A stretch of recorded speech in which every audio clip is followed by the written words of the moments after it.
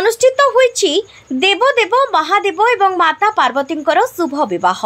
आउ एही देवदंपतिंकर शुभ विवाह शीतल षष्ठी नाम परिचित। आउ एही शीतल षष्ठी अवसर रे झारसुगुड़ा जिलार विभिन्न स्थान तथा रेमजा धवलेश्वर बाबा ब्रजराजनगर स्थित श्री श्री ब्रजेश्वरी दुर्गा मंदिर कमिटी MCL ई भैली एरिया एवं गुमाडेरा ठारे शीतल षष्ठी यात्रा अनुष्ठित हो जाइछि। प्रथमे देव दंपति पिता माता घरे परंपरा अनुसार समस्त रीतिनीति रे विवाहर विभिन्न कार्य संपन्न होइथिला।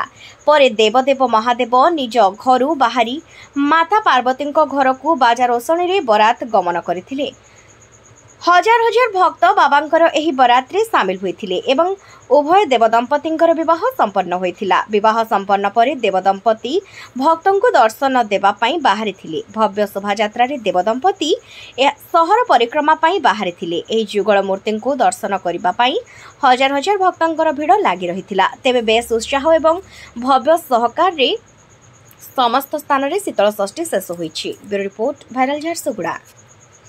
बैंगलोर अगरबत्ती, सुगंध जो मन को छू जाए। 50 साल, एक सुगंध, एक परंपरा। ये सिर्फ अगरबत्ती नहीं, ये हर सुबह की सुकून है, हर शाम की शांति और हर पूजा का पवित्र स्पर्श। मोक्ष से लेकर जेड ब्लैक तक, तेज, बालाजी, अमृता, फॉरेस्ट, अशोका जैसे हर ट्रस्टेड ब्रांड लैब टेस्टेड और हेल्थ सर्टिफाइड। पहले थे हम मंगल बाजार में BJD ऑफिस के पास और अब नए रूप में वही विश्वास लेकर सरबहाल रोड झारसुगुड़ा पर आइए और एक ऐसे खुशबू से मिलिए जो पिछले 50 सालों से झारसुगुड़ा के दिलों में बसी है। बैंगलोर अगरबत्ती। हमारा एड्रेस है in front of Kalyan jewellers, Sarbahal road, Jharsuguda.